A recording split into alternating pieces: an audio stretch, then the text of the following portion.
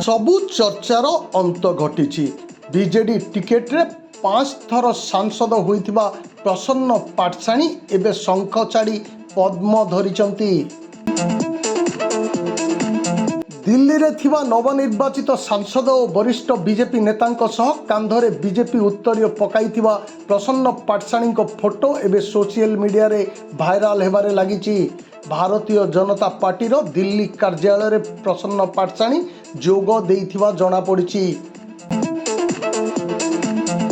ओडिशा राजनीतिर अन्यतम वरिष्ठ नेता प्रसन्न पाटसाणी बीजेपी रे जोग देबे बोली गत एप्रिल मासठारु चर्चा होई आसुतला। चलित निर्वाचन रे पाटसाणी लड़िबा पाई बीजेडी रु टिकेट चाहुथिले भी बीजेडी तांकु टिकेट देई नथिला।